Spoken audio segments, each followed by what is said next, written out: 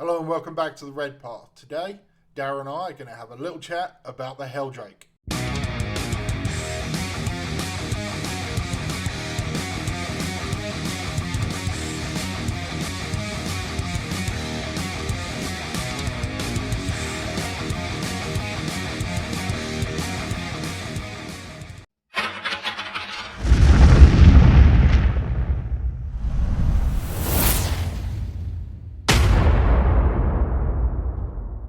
Dara, how you doing, mate?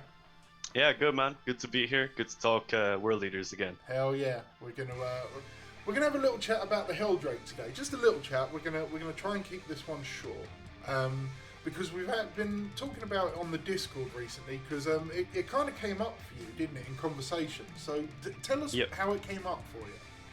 Yeah, so I was playing some games, playing some very competitive games against some Dark Elder last week, and afterwards we were kind of just talking sort of about ways I could improve my list, things that you could add in, and my friend who I was playing against, we got to talk about the Heldrake and kind of how it's actually not really a bad tool when playing into that Dark Elder matchup for a variety of different reasons, but also it sort of slides nicely into my current list in the way that like I have this big Alpha Strike moving up the board early on with Raptors and Warp Talons and stuff, and that the Heldrake actually really plays into that.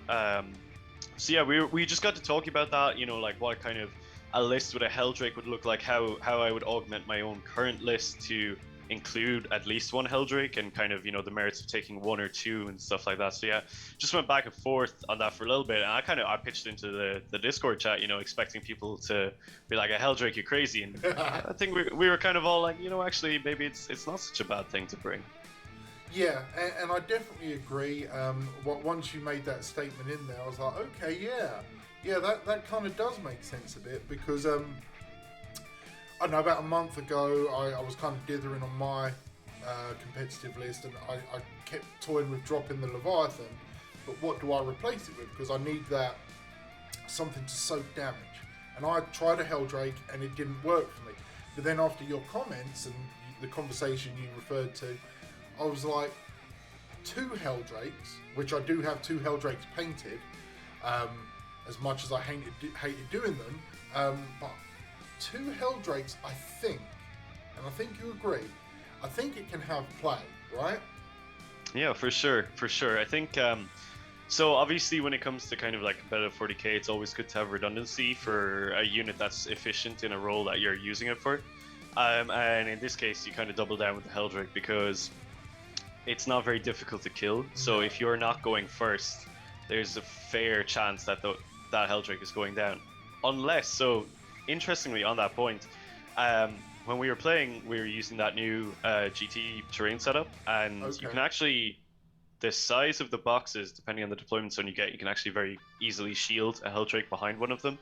And because it's still filling that flyer role, but not aircraft, that it does benefit from obscuring. So if you play cagely, you can actually kind of defend well against it. But it's the enemy, if they're fast, they can move around it, all those kind of factors and stuff. But yeah, I kind of think that 2 is maybe where it's at, because if you think about it, if you do go first, the amount of pressure that's putting on your opponent, especially if you have elements like a Cultist Rush or Raptors or Warp Talons or anything like that, if they're being incorporated into your list too, you have maybe anywhere between 2 to 5 units that are in your opponent's face early doors, and while all of them might not be charging, it's the pressure factor, it's the control of the board. Like you're pushing and you're hemming in your opponent, you're restricting where they can go to, what things they can interact with, where they can draw their lines of sight without getting into awkward situations, which is giving you time for the important parts of your army, whatever your berserkers are being contained in, and that kind of a thing, to move up and establish themselves in that midfield. So I think the Heldrake, actually, my eyes have been open to it a little bit, that like it really kind of can fill that niche role. But yeah, what do you think about it? Yeah, I completely agree. Once I started thinking about it again, following your comments, for me, 2 of them. So like, obviously the issue with 1 is if you go second, unless you have some really good terrain that you can utilize, like you mentioned, it's going to be shot off the board, because it is a turn 1 threat. It's got 30 inches of movement. It's less than average shooting and not great combat, but it's still a unit in your enemy lines which can tag a tank. It can mulch through a squad of, T3 troops or something. It's got to die. Your opponent knows it has to die. But 12 wounds, 3 up, 5 up, T7, most armies are going to be able to deal with it. But you take 2 of them, you've now got 24 wounds split over 2 targets. So you're going to get a wasted las cannon shot or a wasted melter shot into the first one. They have to have enough to take out that second one, or they've still got almost exactly the same problem that they did in the first place. And coupled with, and leading on from your point about that multi-front threat with your cultists, your raptors, warp talons, whatever kind of alpha strike units you may be incorporating, if you've got 2 raptors, 2 Heldrakes, and a big blob of raptors or warp talons with frenzy, what do you focus on? As the opponent, what do you focus on? That's a hard choice because you need a lot of shooting, and obviously a good World Eaters player is going to make sure those talons or raptors are pretty well hidden or getting a 2-up save or whatever you can do. You have to try and destroy all 3 of those, because if you don't, whatever's left is touching your lines. And unless you've got a lot of stuff, like your guardsmen or termagants or something to like layers of screen, it's going to be a bad day if any one of those comes in and shuts you down. And I think before we recorded, you made a really good point about how the kind of meta is shaping up, the wider meta is shaping up with particular armies. And the Heldrake, whilst it's got a below average stat line, it's not terrible against units with fly, right? Yeah, of course, because obviously going into fly units, it hits on 2s in combat, which is exceptional. Yes. And then the Baleflamer isn't bad against flyers as well, because auto hitting, you're going to ignore those -1s if they're present. I just think that, obviously, like you said, we know its output isn't really hectic. It's not really going to be taking a lot of skulls, but it's not really about that for the Heldrake. I don't think it's more about the ability to control the flow of your opponent's movement, and I think that's really what it comes down to.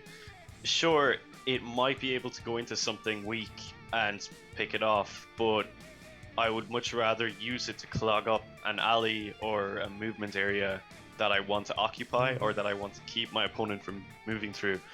So I think in that sense it can be excellent, because like its base is pretty big. If you fly it up, you can just turn it sideways, so it's got a nice long kind of block, and like obviously your opponent's gonna have to move through that or charge it if they want to go anywhere. So in that sense, it's excellent at that, and it's great for harassment. So you can, if there's an obscured character that like has been left by himself, you can use the Baleflamer to target him. If there's like, say, Raider on a couple of wounds left, the Heldrake can probably charge into that and finish it off. I was even saying to you, it's not bad into Dakajet either, which is a pretty common take in Orc lists these days. So yeah, it's great into those kind of units too. Well, I think with Drakari, almost most of the vehicles, if not all the vehicles they can run, have the fly keyword. They're also generally T6 or I think T5 on the Venoms. So your Heldrake with the Flamer at strength 6 and a strength of 7 with its claws, it's great for those. It's not going to destroy, it's not going to flame a Raider to death, but it can chip some decent damage off it and leave it vulnerable for a charge. And you've got a good shot at killing one with combined, you roll 4 or 5 for your hits. But I think more so is the fact that aircraft and units with fly are becoming more prevalent. We know Admech bombers are very powerful units. Drakari, obviously, Orcs, Marines. There's a few list archetypes out there which run 2 or 3 flyers. Flyers tend to always drop in and out of the meta. Like we're not in 8th edition Eldari at the moment, but they're a unit role that can do some work. And on the flip side, we can, I think, use them very well for secondaries we typically like to take, whether it's behind enemy lines or line break or whatever it's called, engage in all fronts, any of those aggressive board control or board presence. They are superb for that, because the 30 inches of movement, and I mean it does degrade, so there is that, but if you go first, you are almost guaranteed in most situations to be able to find a place to get 2 Heldrakes into the opponent's field into their deployment zone, which is 4 VP if you've picked behind enemy lines. Like, I think that is also, it's just an additional thing. It's like how we both play Raptors, right? They're not there to necessarily kill. They're there to be in a position to move block or maybe hold an objective and force your opponent in a different direction than they originally want to go. So, and because you mentioned about the base size, I want to say it's 100, maybe 120 millimeter base. It's the big flyer oval base. Like you said, you pivot that, and you're playing on the GW style map. You can block off a good chunk of that avenue, and sure, their infantry can swing around you, but if they've got land-based vehicles, they're stuck in their DZ for a turn. Like they can charge you, sure. They can shoot you, sure. But they are not moving out to get a better line of sight until the following turn.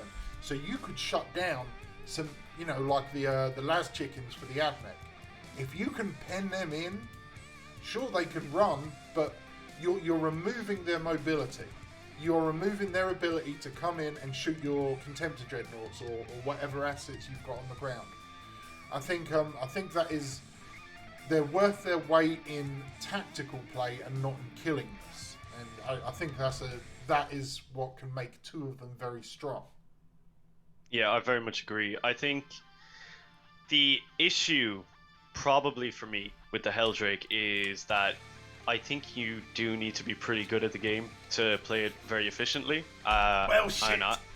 I'm not. So, yeah, I think it's like, you have to have an awareness to look at the board and see the plays for the Heldrake, which is probably something that comes with a lot of practice or a good innate knowledge of the game anyway. But your ability to recognize there's some, say, Las chickens in a corner there, and if I block them in, they can't fall back, so they'll have to be stuck in combat with me, or to see like there's a firing line here that someone's going to want to move up. If I block it here, no one can move, rather than getting overly excited and saying, well, there's a unit there that I can charge if I move, so I'll just do that. It's about making that kind of switch in your mind to go from, okay, while I could charge there actually might be a more advantageous position where if I move here, I probably won't do any damage, but I force my opponent's hand in where they're moving. And again, it's not about killing things anymore, it's about scoring those points. Yeah. So if you're getting that line breaker or that engage, especially I think a line breaker because it scores so many points, if you get the 2 turkeys into the opponent's zone in the first turn, they have no choice but to deal with them, because they can't leave them in there and continuously scoring 4 points a turn, aside from the potential damage and charges. So in that sense, I really like them, and I think I will try them a little bit. I think I'm going to see how they get on. It'll be an interesting one to try and add in and work around with my list. But yeah, I definitely can see them having played competitively now, just because of the nature of the way the meta is evolving. I think they play especially well into the likes of Orcs, AdMech, Drakari especially, but even if you consider our Psychic armies now, 1,000 Sons and Grey Knights, aside from funneling their movement, which is really good, that's a scoring of sorcery in their deployment zone immediately that you can pop off, which is really, really good to have too, So I think in those senses, yeah, it's probably actually a pretty efficient unit choice for me.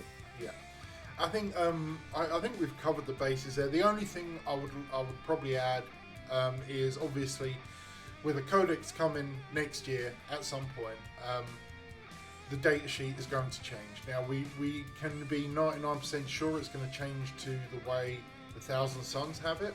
So the Heldrake is most likely going to become a true aircraft.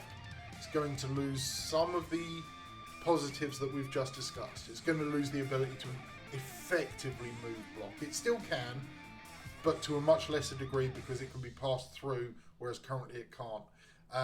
The role is going to change. That's just you moving a little bit further back, so that it's pre-measuring all that is. Like, that's not really a problem too much, I would say. But like, again, it's just switching that awareness on and knowing that you're gonna have to make those changes. Yeah, I think if you already own a Heldrake or 2 Heldrakes and they're painted, because they are a son of a gun to paint, but if you've got them, maybe try playing around with them. I'm not saying go out and buy them. Dara and I are definitely not shilling this one. This is not buy Heldrakes now. They might be superb for us with a Codex, or they could just be like they are right now, which is there's maybe a niche use for them. But I think they are a unit people should experiment with, right? Yeah, absolutely. I think if it suits you and if you have that ability to pick out those situations, like I was saying, could be a really nice addition to your army. And I think probably in the past I was far too hesitant to write this unit off without consideration, and I think upon a bit more reflection, my viewpoint has changed slightly with it, and I'm going to mess around with it, see how it does for me. Yeah. Okay, I think that kind of wraps up our thoughts, mate. I think we nailed it. I think there is a place for the Heldrake in a World Eater's army. Not every army, absolutely. but some of them. All right, folks, we're going to close it off there. So, yeah, thanks for being here. And if you've enjoyed the video, please consider liking, subscribing, telling us for a couple of videos. It's all good, you know. Drop some comments. Let's have a little argument in the comment section. What does everyone want to do on their afternoon? Argue with people on the internet. But yeah. Okay, people, thanks for being here. Stay healthy, stay safe, and kill main burn.